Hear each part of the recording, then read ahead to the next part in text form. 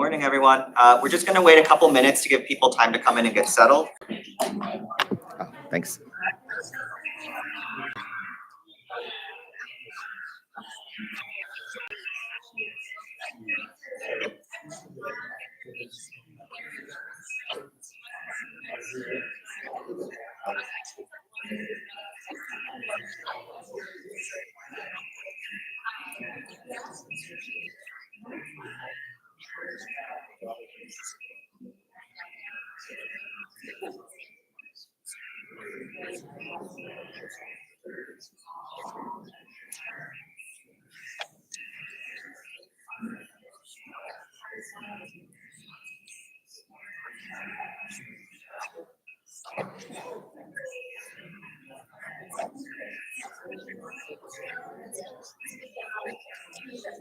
Great turnout.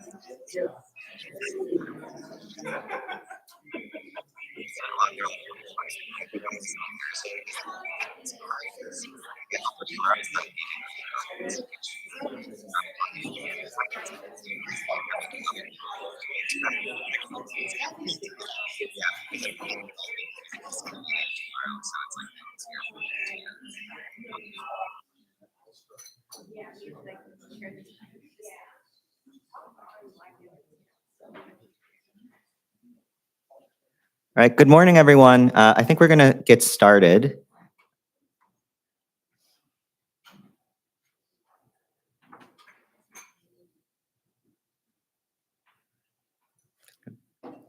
Good morning. My name is Christian Takatomo, and I'm the curator for gaming collections at Special Collections and Archives at UNLV Libraries. And it's my pleasure to welcome you to the library today to hear a talk from our current Eadington Fellow, Chelsea Kai Roesch. We invite you to join us after the talk for light refreshments. And we are live streaming the event today, so please take this opportunity to silence your cell phones.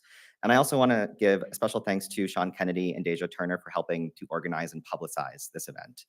At Special Collections and Archives, we preserve evidence of the history of Las Vegas and Southern Nevada and share stories that make our region and people unique. We collect the papers of individuals, the records of organizations, oral histories that capture the unwritten histories of people in our community, and much, much more. We preserve these collections so they can be used to support learning, teaching, and the creation of new knowledge for generations to come. If you're interested in the work of Special Collections, you can check out our blog or our social media where we post about our collections and some of the fun and illuminating items they contain. We also provide access to thousands of digitized items via our online portal on our webpage. And we have some cards at the back on the table over there with more information about the portal, as well as a direct link to that resource. Awarded since 2007 and named for Dr. William R. Eadington, the Eadington Fellowship supports the use of the unique collections held in Special Collections and Archives to conduct scholarship on gaming or the history of Las Vegas. We offer several 2- and 4-week fellowships each year, which have brought an array of scholars to our campus. Applications for the next round of awards will open early this summer. If our collections can help further your research or scholarship, please keep an eye out for that announcement and consider submitting a proposal. And now I'm delighted to introduce our speaker, Chelsea Kai Roesch. Chelsea is a Ph.D. candidate in Film and Media Studies at the University of California, Santa Barbara, where she studies digital media, internet culture, and tech labor. She is a University of California Regents Fellow and has received awards from the University of California Humanities Research Institute, the Interdisciplinary Humanities Center at UCSB, and the Spanish Ministry of Education, Culture, and Sport. Chelsea is currently conducting research on digital casino workers for her project, Casino Capitalism, Digital Gambling, Screen Workers, and Cyber Libertarians, which examines the digital gambling industry's political economy and labor force. Her talk today examines working women's appearance management strategies at their jobs in the sex trade, entertainment, and service industries between the 1970s and 2000s as a critical part of marketing a Las Vegas tourism fantasy in which a visitor might get lucky in more ways than one. There'll be time for Q&A at the end of the talk, which will be roughly 30 minutes. So please welcome Chelsea Kai Roesch.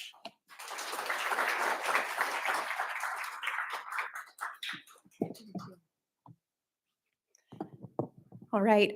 Thank you so much for joining me this morning to discuss getting lucky in Las Vegas.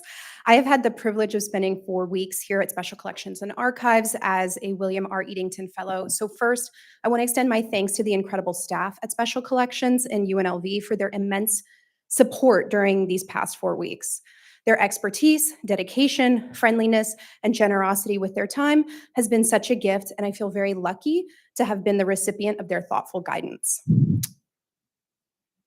So many thanks to the staff.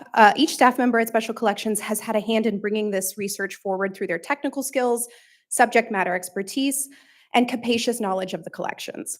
I would like to thank the following people for their support in helping me prepare for this fellowship and this talk, both logistically and curatorially. It is a real privilege to be able to spend a month alongside such wonderful scholarly colleagues. In this talk, I want to highlight a new collecting area for Special Collections, which is the Sexual, Entertainment, and Economies collection. This talk will begin with a discussion of casino work like cocktailing initially, but I want to focus on sex work within this talk because I believe UNLV's Special Collections are uniquely suited to specifically address this aspect of women's work in Las Vegas and Nevada broadly. Since this is a new collecting area, I want to highlight objects and texts I found in these papers since they provide a unique insight into the condition of sex work, particularly in the Barbara G. Brent's professional papers and the Kathy Eastland papers. There are also a range of images, marketing material, and ephemera housed within the collection that I will share as visual references in the second half of this talk. So UNLV faculty like Barbara Brentz, Joanne Goodwin, and Lynn Comella are leaders in this research. I also want to acknowledge some critical secondary resources that were crucial in shaping my thinking on women work in casinos. So as a media studies scholar, I'll be focusing on these visual references, but before we get started, I want to make sure you are aware that this presentation will include adult content and images. So please keep that in mind if you would rather not go there at 10 a.m. on a Thursday. And since this is live streamed, I will also keep it in mind. I'm keeping in mind trying to be compliant with YouTube's policies, and will indicate where images have been altered from their originals, and all the originals can be viewed in the collection. And I encourage you to do so. There's so much I can't even show you. So how I came to gaming research is that I developed an interest in gaming and gendered labor in Las Vegas as an area of study when I first learned about live dealer casinos in which card dealers deal games to a virtual audience that's streaming gaming content globally. One streaming studio that was based in Las Vegas marketed itself as having authentic Vegas dealers and hired women to appear on camera as model dealers, which required them to maintain strict appearance standards and penalize them with demotions and terminations if they did not meet these appearance requirements, which could happen through life events like pregnancy and aging. So these are screenshots from a now defunct platform, so you have a sense of what I'm referring to. But this is not just located in Vegas, this is located also significantly in Eastern Europe. So as a media object, the live dealer casino is relevant to major issues in media studies, like the proliferation of mobile gambling entertainment, the changing nature of online work, and how women fit into these new labor and leisure platforms. So for my research questions, they were guided by two main questions. How are women workers in Las Vegas marketed as part of a Las Vegas tourism sexual fantasy? And what can appearance standards for Las Vegas workers tell us about anxieties about financial risk, sexual desire, and gendered and racialized notions of professionalism? As I developed this area of research on the digital live dealer casino, I recognized that the gendered labor relations that govern the digital sphere had a long historical precedent in the land-based casinos in Las Vegas. So the purpose of my talk today is to share some of my initial findings in Special Collections between the 1970s and 2000s. And I've chosen this time frame for a couple of reasons. First, the changing ownership structures in Vegas that favored increasing corporate standardization.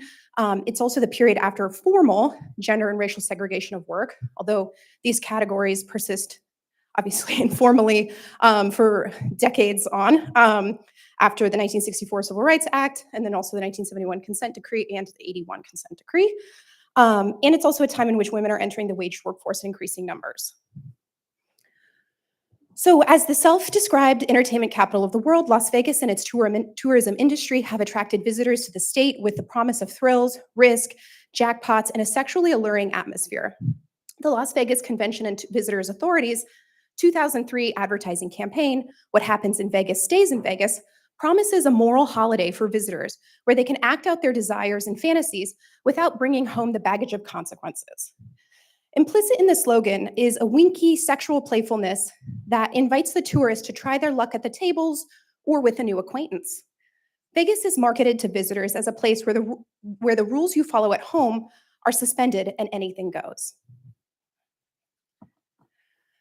Professor Emerita Joanne Goodwin notes in her 2014 book, Changing the Game, that the mere potential for the sexual availability of women in Las Vegas was important to the construction of a Las Vegas tourism fantasy in which a visitor might get lucky in more ways than one. As such, women who work in both the service industry and sex trade are engaged in self-initiated and externally imposed appearance management strategies at their job, and future employability depends on their ability to effectively manage their employer's standards of appearance in a precarious labor market.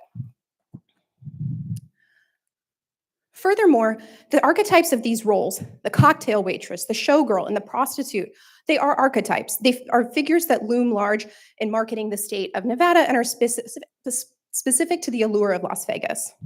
In this talk, we'll explore how these figures became archetypes for a type of sexual thrill that can be found in Las Vegas.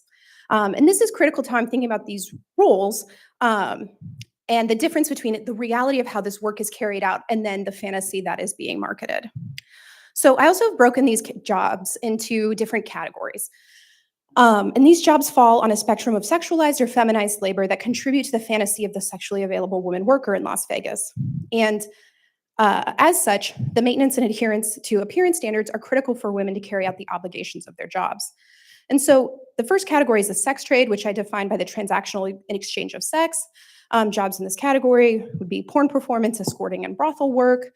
The second category is adult performance, which I separate from the previous category insofar as it creates a sexual illusion, but does not involve a direct exchange of sex. And this is governed by a sort of look but don't touch principle between the customer and the performer. And then finally, the third category are service jobs, like cocktail waitressing, card dealing, bartending, food service, which have no explicit sexual function, but require deferential attitudes, sparkling personalities, and well-groomed appearances. And to be clear, this is a simplification. And I'm introducing these categories so we begin to distinguish the kind of work that women in Las Vegas dominate. And of course, there are spectrums within these categories, and I don't want the categories to flatten the conditions of these jobs. For example, I know showgirls, through my conversations with Sue Kim Chung, would bristle at the implication that their work would be lumped into a category of adult entertainment that they might consider sleazy when their performance draws on a European sensibility of performance and artistry.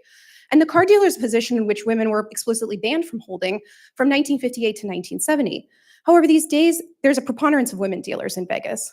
This position, the car dealer in particular, is one where we can see changing notions of professionalism and who is considered suitable for interacting with the public and the Las Vegas visitor.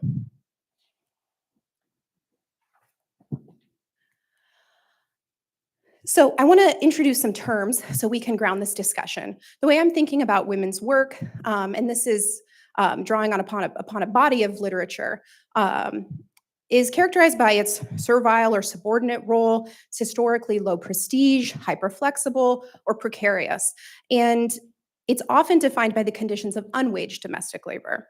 And presumptions about women's predisposition for service and social and emotional work dominate this category of work. Film scholar Erin Hill, she, in her study of the history of women's work in the film industry, also talked about the emotional landscape that women faced when they worked in the film industry, and that their success depended on non-objectifiable skills like tact, charm, and interpersonal sensitivity, all of which they applied to diffuse the emotions of the workers around them, absorbing the anger of high-status employers, soothing the egos of their underlings, welcoming their guests, and in many cases, fending off sexual advances with a smile. I'm also, in particular, inspired by sociologist Kimberly K. Huang's Dealing in Desire, which is an ethnographic study of Vietnam's sex industry during the 2008 financial crisis, in which hostess bars were critical spaces for Asian and Western investors to meet to facilitate investment in frontier markets during a time of financial crisis. Huang writes, women are a key component in these homosocial bonding rituals in what Eve Sedgwick refers to as an erotic triangle. The presence of a woman mediates tensions between two men by serving as a common object of desire. The woman is the glue that helps seal the patriarchal homosocial bonds through intimacy. In the case of Huang's businessmen, women form the basis through which these businessmen engaged in a relational capitalism fostered by the presence and participation of women in sex acts. In the financially risky and highly gendered realm of the casino, I suggest that women's effective labor through entertainment and leisure facilitates the flow of capital. Emotional, sexy, or playful encounters in the course of gaming eases the anxieties of risk. In casino capitalism, the combination of eroticism and risk create an atmosphere of anticipation, surprise, and thrills. And also introducing the term the male gaze, which many of you will be familiar with. It's a foundational concept in film and media theory, but I wanted to briefly define it here because it is a mixed audience, because I think it'll be useful in us analyzing the forthcoming images and the presumption of a male viewer as the implicit subject and the female as an erotic visual object. This term was defined by feminist film theorist Laura Mulvey in her 1975 essay, Visual Pleasure and Narrative Cinema, in which she describes how Hollywood cinema adopts the visual language of patriarchy, in which the dichotomy is of man as active viewer and the woman as passive object of spectacle can be useful in reading these images together. Okay, now that we've done our homework, we can get to some good stuff.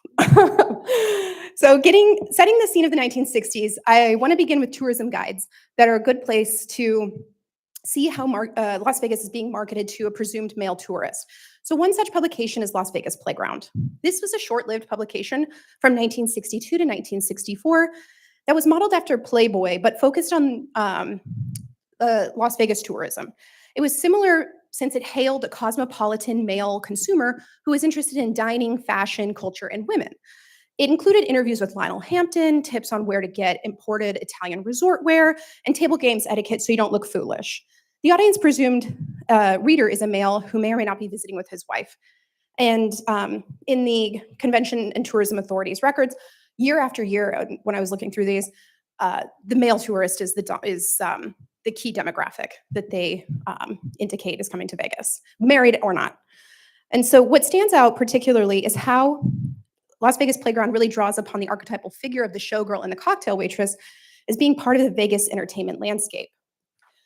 So bear with me on these scans because it was before I learned my way around the copying equipment at Special Collections. This was earlier, it was a few weeks ago.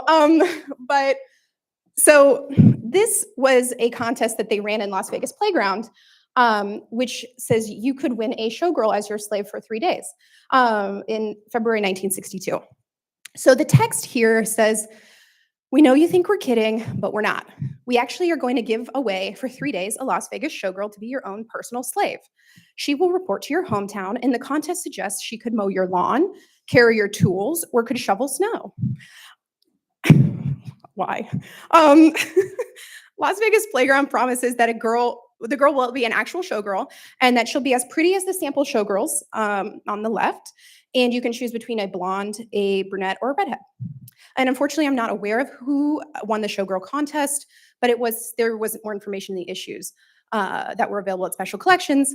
And although it might not be a groundbreaking finding that chauvinistic attitudes were particularly bad in a 1960s men's magazine, I do think it's helpful for setting the tone of how women's work will change in Vegas after the ban on women card dealers end and after the 1971 consent decree, in which hotels and casinos agreed to hire and train Black employees, and the 1981 consent decree in which they made the same commitment for women and Hispanic employees.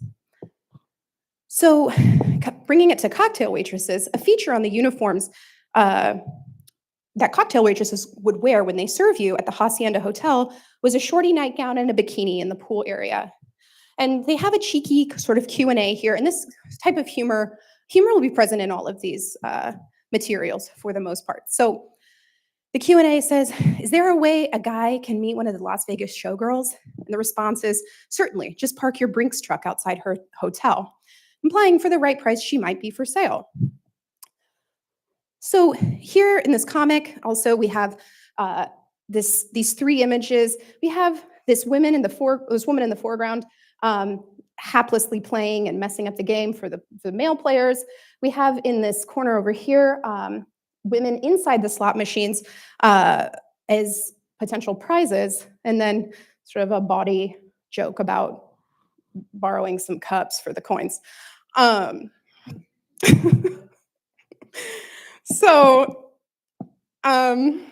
We also have these features, La Femme de Las Vegas, And these features profile cocktail waitresses off duty, who you could meet, like entertainers like Susie Kimura, who the caption notes was born in a Japanese internment camp in Arkansas. Across the collections, I found many instances in which the racial, ethnic, or national heritage of women performers were central to their act and drew upon exoticized notions of that heritage, which was particularly evident in the Jess Mack papers and the Carmilla Rickman papers, which will not be in this, but I encourage you to look at those. They have a lot of information about burlesque performance in the 1960s and 50s and 60s. So the significant concentration of beautiful women in Las Vegas is stated numerous times across the issues, and the author of this feature suggests you'll be amazed by the abundance of feminine beauty that is imported from Europe for the dance and showgirl productions. However, not to be forgotten, they will let you know that the women who are raised in Nevada are desert flowers who have, quote, a directness and glow about them that make them a wonderful contrast to the more exotic glamour of the showgirls. Again, it probably comes as no surprise that the fantasy of Las Vegas in this era is marketed chauvinistically, or at least in a laddish way that presumes a male customer who, married or not, is coming to check out the beauties of Las Vegas. So for this talk, I've looked at dozens of hiring and training manuals from the Joan Kane collection of training manuals and the Las Vegas strip labor relations collections. So what stood out to me initially was the primacy of appearance standards in the training manuals and how critical casinos felt they were to casinos' operations. In both these records, I found how specific appearances, ages, and sizes were qualifications for certain roles. So here, this text is not very readable, but these indicate the size requirements for the uniform. So the pool bar cocktail waitress must be able to wear a size 10. The coffee girl, which is a job title, she needs to be young, attractive, 16 to 25, not over size 12. And the hostess for the dining area also cannot be over a size 14 uniform. So although it wasn't entirely surprising to find these size requirements, again, given the era, I was surprised to see how long appearance standards around weight remained in job manuals and hotel casinos. So the most recent example I found within the papers was a 1991 manual from Main Street Station, where they indicate that you need to maintain an appropriate weight for your height. And if you're not sure, you could ask your supervisor for a chart that will tell you. So imagine having that conversation with your supervisor. This is also a quiz you can take about the appropriate appearance for Main Street Station. And again, it's apparent that from the hotel and casino's perspective, an unprofessional appearance poses a risk or a liability to the casino environment, in which risk to players is already present. It cannot be understated that these requirements would also be enforced across different identity categories. In a sense, these appearance standards appeal to the most conservative customer, who might be a visitor and turned off by something as simple as an improper nail color, unusual hairstyle, or whatever else they may perceive as improper. So in this talk about women, you might not be asking yourself, what about men? And I wasn't either, really, but I found a fascinating arbitration record between the professional, clerical, and miscellaneous employees of Local 995 and MGM after the devastating 1980 fire, which killed 87 people. So this case articulates a convergence of employee appearance and its relationship to perceptions of risk within the casino environment, particularly after this deadly incident, which would be top of mind for a Las Vegas tourist in 1981. Prior to the fire, MGM had a rule about parking attendants not wearing beards because they are interacting with every guest who would like to park their car at the hotel. MGM had this rule in 1975, but allowed men to grow their beards when they were on vacation and keep them. About 5 to 6 men did this. They could not grow their beards while on the job.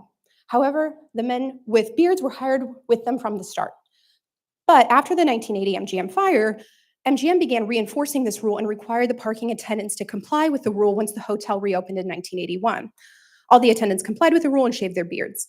And the arbitration here was to determine whether this rule could be enforced once again, after it hadn't been enforced regularly. The arbitrator said, yes, the employer can enforce this rule, and it has been longstanding. Just because an employer didn't enforce the rule doesn't mean that they don't have the authority to do so at their discretion. So due to the crisis at MGM, a return to appearance standards occurred. MGM noted a concern about how competitive the hotel business is in Las Vegas and that they wanted to project an image of cleanliness and neatness.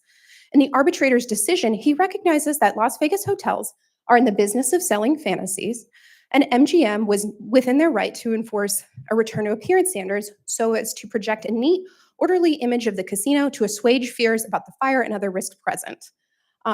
This line down here says the employer has chosen to convey to the world an image that its hotel is neat, clean, and well run. No one who wishes to come and gamble needs to fear that they will get caught in another fire if he or she stays at the MGM. So in my reading, this demonstrates that employee appearance in the casino environment is regarded as a potential liability in the possible, the employee appearance in the casino environment is regarded as a possible liability, and the possibility that employees' sloppy appearance could be associated with risks as serious as a fire. So, and this is a image I saw in many of the training manuals about appropriate male hairstyles across Las Vegas properties. Okay, so we're going to take a turn to the Sexual Entertainment and Economies collection. After we finish up our casino work. And I want to give a shout out to Professor Lynn Comella and Sarah Quigley for advocating for this as a collecting area for special collections. So I'm going to go in 3 directions with this category: brothel marketing, women at work, and digital gaming and sex. So again, there's a content warning here. There's going to be language and images that are adult. So, and then also wanted to make a note on privacy, because something that might appear strange in this section is the absence of some faces. So where possible, I've chosen photos without a worker's visible face and have obscured faces when necessary. This is because I don't know where these women are today, and this talk will be uploaded to the internet. I want to maintain confidentiality where possible. And it's not because I believe they should be stigmatized for this work. It's just that decades have passed, and in some cases, in many cases, many women worked under pseudonyms to protect their privacy, and I don't know where they are today, and I just did this out of an abundance of caution. So for brothel marketing, brothel menus across the state fashion themselves after dinner menus so that clients could select their courses, appetizers, entrees, and desserts to carry them through the sex acts. And like dinner menus, there are different prices. So the prices mostly are not listed on the menus because, but there are a few that include prices. This is so as not to interfere with the negotiation that occurs between the worker and her client. So for the worker, there's a house minimum she would need to charge, but she's able to set her price higher and start the negotiation so as not to sell herself short. And I've included a menu that includes the prices from Kathy Eastland's time at the Chicken Ranch, where she went by the pseudonym Ruby. She also went by Destiny, but there was another worker there with a similar pseudonym already, so it's etiquette to change your name to something more distinct if there's somebody with a similar name already at the house. So, and this kind of information can be found in the Kathy Eastland papers in her manuscript, Hell on Heels, and it was never published, but is it's a good read. And she goes through all the ins and outs of brothel etiquette and across Nevada. So here is Kathy Eastland's menu from the Chicken Ranch. This is in Parham. This is really close to Las Vegas. And a lot of the menus that I've selected do advertise their proximity to Vegas. And here she has these, her prices. In the corner it says, she's willing to negotiate within reason. And her writing on here, do not take. I presume this is one she wanted to just hang on to for her own, to be able to hand to clients. So this was the only foreign language menu that I found in Japanese, which was in Japanese. In the Convention and Tourism Authority's records, throughout their reports, particularly in the 90s, they described the importance of Japanese customer because of their higher than average spend during a trip to Vegas. So this was the only foreign language menu I found, although I suspect there may be others. So again, this is Sherry's Ranch. The proximity to Vegas is advertised, the course as though it's like a dinner menu, less so with the appetizers, entree, dessert thing, but coursing it out is a theme that's across nearly every brothel menu that is in the papers. This is the Cherry Patch Ranch. They're also advertising their proximity to Vegas. They also provided coupons. which you could save 10% on using your credit card, um, and other things. So this is also an updated menu from Cherry Patch Ranch, but they are still going with the coupon offer inside the booklet, and they have some more deals that customers could take advantage of. So a lot of them also have a section where they describe how prostitution is legal in Nevada through the brothels, because there is a theme that comes up regularly in the papers, where tourists believe that they can come and that all prostitution is legal, and so they do try to clarify this, and so that is part of what this info section is. Here's Sherry's Ranch. Again, there's a lot from Sherry's Ranch, and their marketing has changed throughout the years, and we'll see that.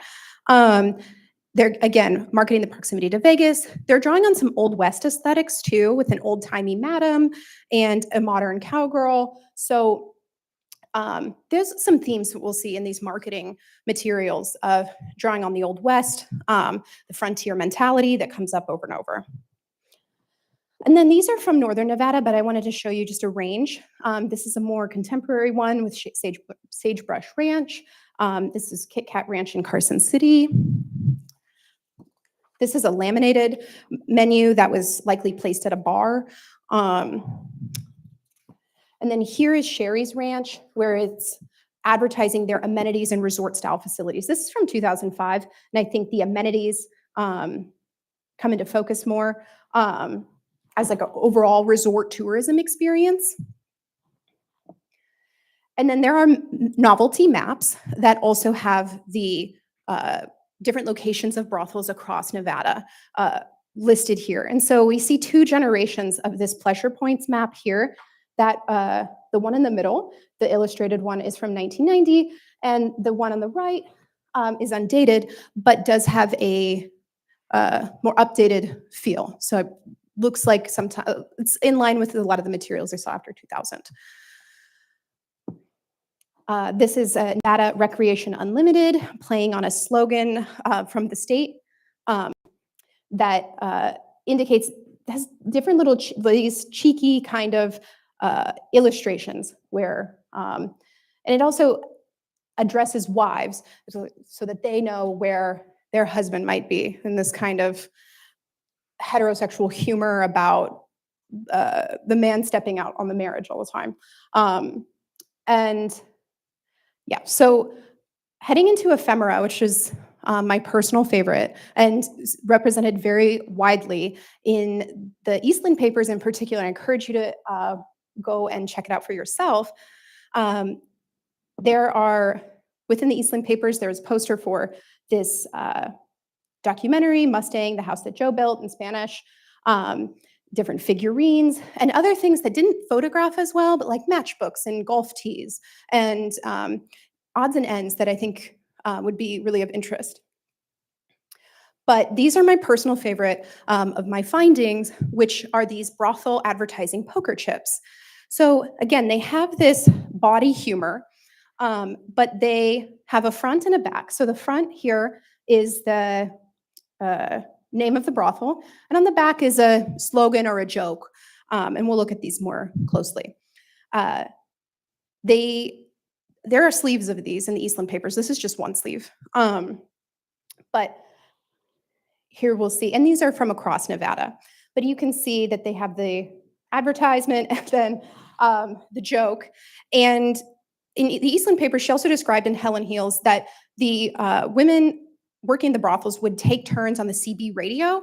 They call it working the radio, to advertise to truckers for their showers and hot coffee, and encourage them to come and visit the brothel, especially because these are placed in really remote, often in really remote locations as well, where there would be trucking activity. So, oh wait. All ladies are required to take a shower and use deodorant daily. I think this is a joke based on maybe a frontier idea of maybe what the brothel could offer is a washed woman.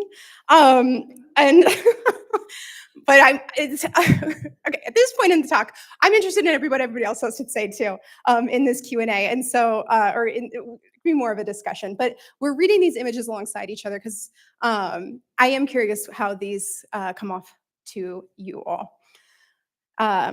Francine's Lucky Strike Bar, more fuck for your buck. The Cal Nev area, Tri-State Bordello, law's coming, no problem, it's legal. The Cherry Patch, You Pick 'em, a type of advertisement like you pick fruit. And these different archetypes or these different characterizations are really present along the brothel marketing as well. It's chickens, it's bunnies, it's cherries, it's these non or just not human objects that are used in the characterization. PJ's Lucky Strike Bar, where you always strike it lucky. The Nevada Brothel Association, Keep America Trucking, and We'll Keep America Fucking. This, I saw instances where there's overlap between the trucking industry and the brothel industry. This one's a personal favorite. And then again, returning to the old-timey madam aesthetics of at Sherry's Ranch. And this was not just at Sherry's Ranch, this was a lot of these Northern Nevada brothels as well. And the world-famous Chicken Ranch, where the West is still wild, drawing upon the frontier as, it's top of mind. And then Coyote Springs in the Las Vegas area. So these are small like poker chips. They are, so I don't have answers about where they were distributed exactly, although by looking at the chips, some of them that are not featured here do have some sorts of coupon offers, like, a discounted price or is personal to a worker in particular. So they may have been able to be picked up at the bar or given to a client after they met. And then Blue Fox guaranteed to cure the blues. This is slightly different than the others, talking about the emotional state it might elicit in you. Okay, and so here's more ephemera that was in the Eastland papers. This was in the oversized box number 12. And I recommend going through this as well. You'll see the Donna's Ranch lighter here where it is in the shape of a truck that wheels around. Complimentary airfare between Vegas and between the Chicken Ranch, which is a short flight. It'd be like an hour drive. The price list from the Mustang Ranch, that was undated, but it is old. Given the prices, and this tin plate. So moving into the women at work section, the 24-hour nature of brothel work meant that women would spend birthdays and holidays together, and there's scenes in the Eastland photographs of downtime at the brothel that are different than the fantasy marketed in the menus and ephemera. So this series of photographs, and they were also in the Barbara Brent's papers, were some of the most special finds in the archive because you get a sense of the personalities and the atmosphere outside of servicing customers. So I've included interiors, exteriors, and images of socializing. So as I mentioned, I did cover people's faces if they weren't public figures. The people who in this photograph were the owners, and there was a documentary made about them, and they also identified as Christian fundamentalists, which is really, I'll need to watch the documentary and figure that out. But you can see also that these are placed in a time period in 2000.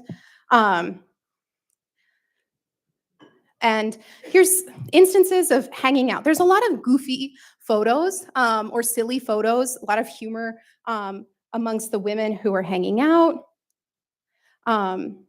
There's instances of holidays and baby showers and birthdays being celebrated. This is an Easter celebration with all their Easter baskets and the party. This was, I believe it was Christmas. And then on the right is a baby shower. And then these are some images of women hanging out and the downtime. This is something in Hell on Heels that Kathy Eastland talked about, was that there really wasn't, the way she said it was that there really wasn't a way to hide yourself because you're living at the brothel and you're also working there, and things moved really fast socially with people too. And so there's instances of camaraderie, arguments, tensions, all of that. Within the Eastland papers, these are her photographs. So they also are taken by a friend. So, and by a colleague. And through that lens, it renders them differently than in the marketing material that we see. And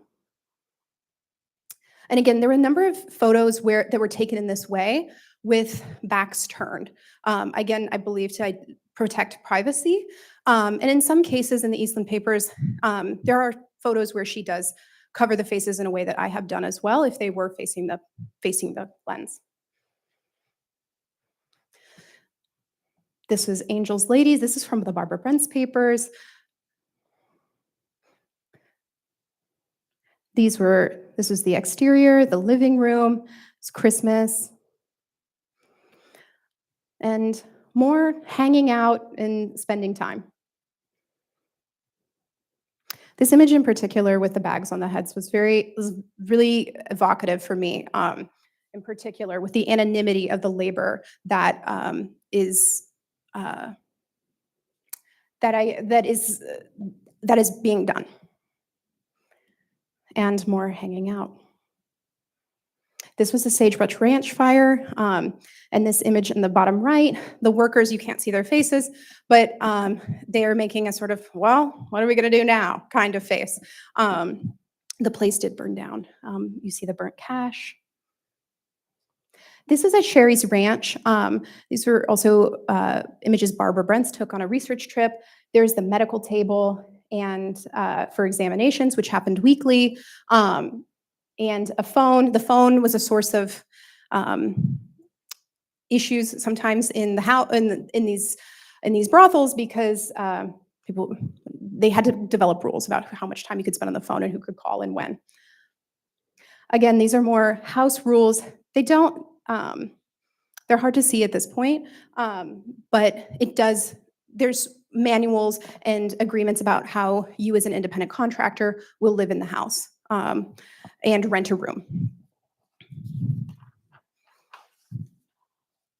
So here in these interactive digital sex games, this was another category that really links into my research and media studies, where there were these two games that I found within the papers. The Women of Mustang Ranch was from 1994 and was a CD-ROM that was distributed. And it's a game where it's like a choose your own adventure where you inhabit the active male subject from his point of view as you tour the Mustang Ranch. And you make your way through the halls and meet different women and choose your own adventure of sex acts. So this game presents an interesting conundrum in media studies and archival work because it's on a CD-ROM that could only be played on a Windows 95 machine, which would require an emulator. I worked through the digital files that had been taken from the CD-ROM, but could not play through the game's interface. So I've cropped some of these images, but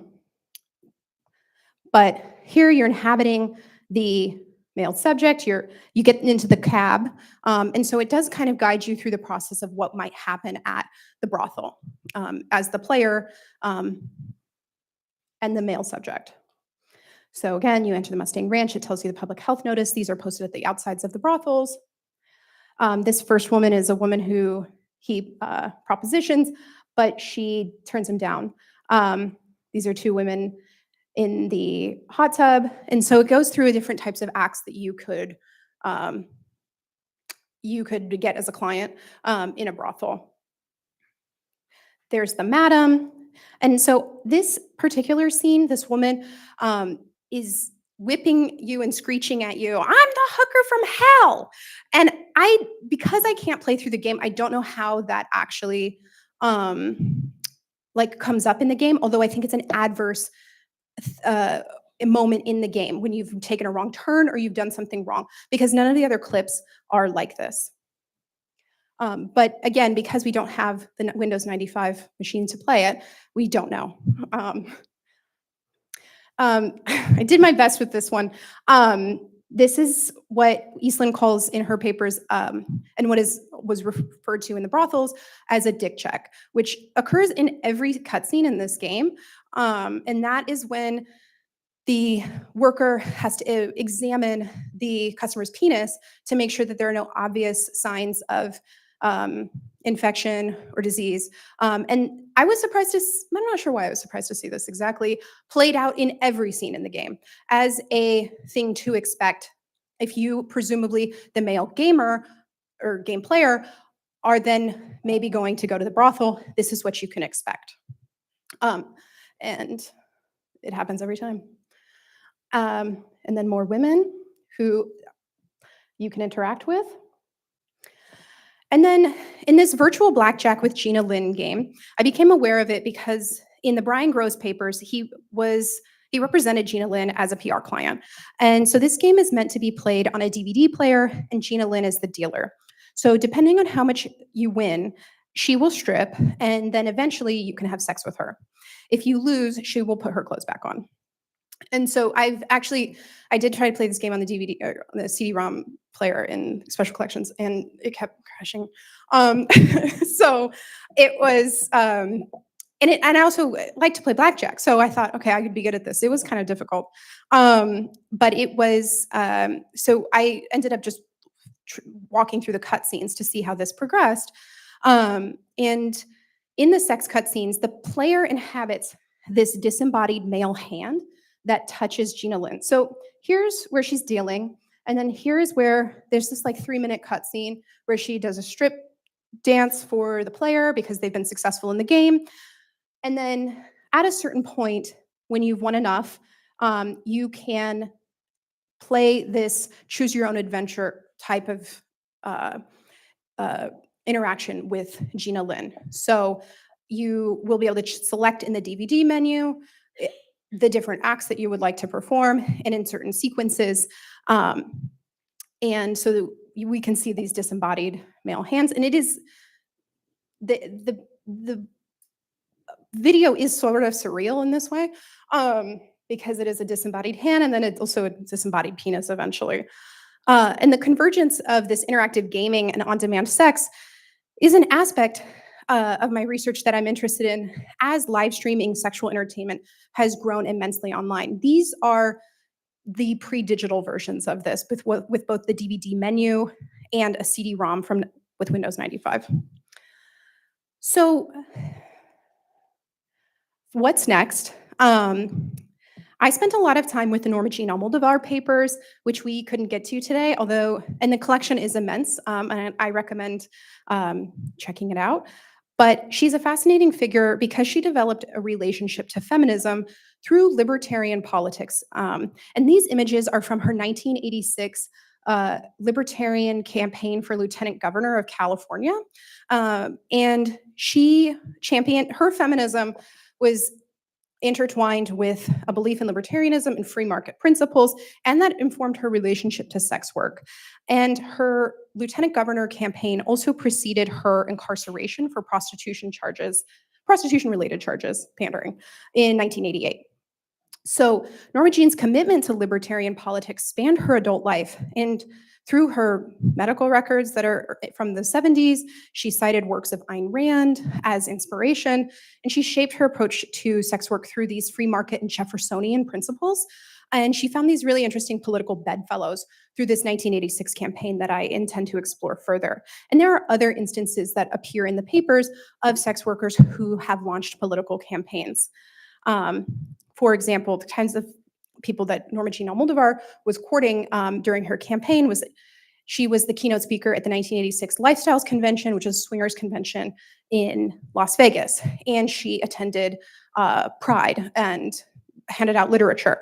And so this will be a greater source of study, as libertarianism is a facet of my further dissertation research. And this sort of, I think, unusual merger between sex work feminism and this political ideology.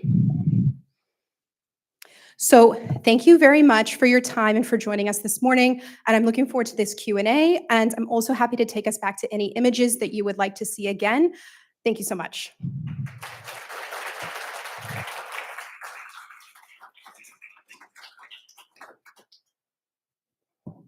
I'll come around with a mic if you have a question.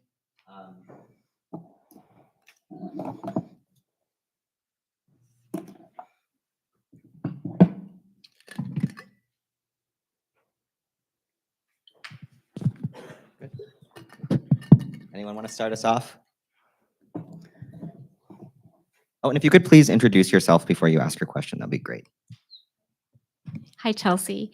I'm Dr. Lynn Camella. I am a professor of gender and sexuality studies and also the co-founder of the Sexual Entertainment and Economies Collection. And I'm just thrilled to see you work with these materials across a number of the different papers. So thank you so much. Fascinating stuff. I can't wait to see where your dissertation and this research goes. One of the things that I thought about as I was listening, as you kind of made your way from kind of more mainstream kind of Las Vegas marketing materials into the more kind of brothel sex specific materials, was this interesting thing when it comes to using sex as a marketing appeal. And that is that there's a lot more leeway, I think, and sociologists like Janice Irvine have written about this a bit in terms of like the marketing of Viagra. So there's a lot more leeway to use sex in marketing for non-sexual products or non-sex related products. And then when it comes to actually marketing something kind of sexually related, whether it's Viagra or whether it's a brothel, the metrics are different, right? And so I'm wondering kind of what you may be finding in terms of a little bit more leeway using sex in marketing for, say, the casino industry, and then we get to the brothels and we have the cherries, we have the chickens, we have the casino chips, which have body humor, but not bodies per se, right?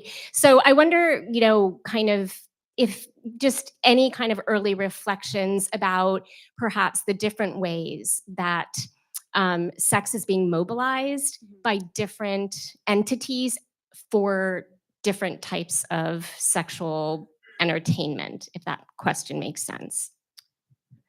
It's a good question. I think when it comes, so what this is bringing up for me is that I think that what I found in my experience is that when it comes to the casinos, there's going to be shifts temporally and culturally as to how they're utilizing sexual imagery, whether it's consistent with the brand identity and these other things that would be in step or out of step with the casino at a given time or era. I think like in the 90s, there's this idea that like Vegas is for families and bring your family to this, we're going to have a roller coaster at the casino, instead of, come and leave your wife for the weekend and see what happens. That there's these different there's different brand identities that I think are taken into account. And Aaron Mays and I had pulled this image from the Hard Rock Casino, where they, at the time, were one of these casinos that was a lot more risque and advertised in a way. These days, lately, I haven't seen it as much, but it's kind of not what your question's more about like this leeway with sexual marketing. And this I'm not as sure about. I'm gonna have to chew on it. But what I'm generally seeing is also like what they were talking, a lot of brothel owners and women were talking about in the Eastland papers was that they were not they didn't have as many women to work there as they had in the past. They were having an issue with just getting enough employees to fulfill the needs of the brothel. And I suspect that that is also the case as more sexual entertainment moves online and is accessed remotely. So I don't think I adequately answered your question, but I would love to discuss it further. Anyone else?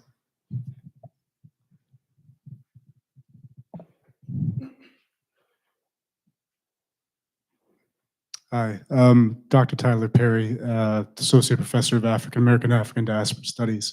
Fascinating talk and great engagement with the archival materials. In the beginning of the talk, you had mentioned an engagement with race, and I was born and raised in Las Vegas, and I'm always struck by the reality that the image of sex and beauty as displayed in most Las Vegas advertisements tends to be white. Yes. And I just wanted to know your thoughts on that, and I guess what it reflects about Las Vegas as a place of sexual fantasy. Hmm. That's a really good question, and something I was thinking about. So the way that I'm understanding it, or the way I initially might be thinking about this, is because of the way that Las Vegas really took on this sort of Southern style of segregation, that uh, that kind of racial framework is totally reflected in the image of like sexuality in the city as what constitutes the ideal visitor, ideal worker, ideal sexual subject. I didn't get to this in this talk, but in the Jess Mack and the Carmela Rickman papers, in burlesque in particular, I noticed, and this was in the 50s and 60s, again, similarly, a white-dominated beauty ideal, or performers, or a majority of them being white. Or this is another thing that I saw that I really didn't get to, which was drawing upon the heritage. So you would have women called the Irish Colleen, drawing upon the Native American heritage that they might possess, drawing upon Orientalist notions of beauty. And so I saw that more in the burlesque papers with Black women in particular. I saw that this is something I noticed, and I actually would be very curious to know what you think too. This, as though it was like a niche, okay, I'm presuming a white viewer or a white subject who's reading this sort of exotic or niche sexual area. Let me say this a different way. Like as though it's a niche, like what Black women are a niche taste, which I noticed in the papers. I don't have an answer for that. I just thought that it was like, particularly in Rickman or in Jess Mack, in Burlesque Cavalcade, which is a publication he published in the 50s, there would be this like there would be like a couple pages devoted to like what they called brown skin exotics in Harlem, and these Black clubs, but it was not going to be the majority of the publication. And so I have general ideas about why that might be, but what it means for Las Vegas, I'd be curious, because I'm not a Las Vegan, what your thoughts are. I probably would drag that on too far. We can talk at the reception. You're asking a professor to ruminate, but I do have maybe a comment that may be helpful as you think about that question, because it always strikes me when you read about the civil rights movement in Las Vegas, it was very targeted toward these specific forms of racial segregation, and if you could just open that gate, then the opportunities would follow. Now we know that that's not entirely the case. The consent decree was passed. But I've always wondered, like, when you look at the history of the fight for civil rights within the sex worker industry, has that ever really addressed race, or was it largely viewed as sex workers are white women by default? And so what that might mean is that the sex work industry may have been slower to desegregate because the broader civil rights movement might not have been paying attention to that aspect. It's just something that I think about. Yeah, it's a really good point. I think this default presumption that the sex worker is white, or the appropriate dealer is white, the appropriate cocktail waitress is white is something we see across these professions. And so I've been thinking about this too along this work, like what am I doing with these papers if there's like in the evidence, this isn't like, they're not diverse. It is like, and so that's a issue I'm thinking about and haven't totally solved yet. But I appreciate you bringing it up. Great. It looks like we're out of time, but we do have this room for another hour. So please, please, please stick around for our reception. We've got a bunch of like gigantic cookies. We've got coffee. And thank you again for coming.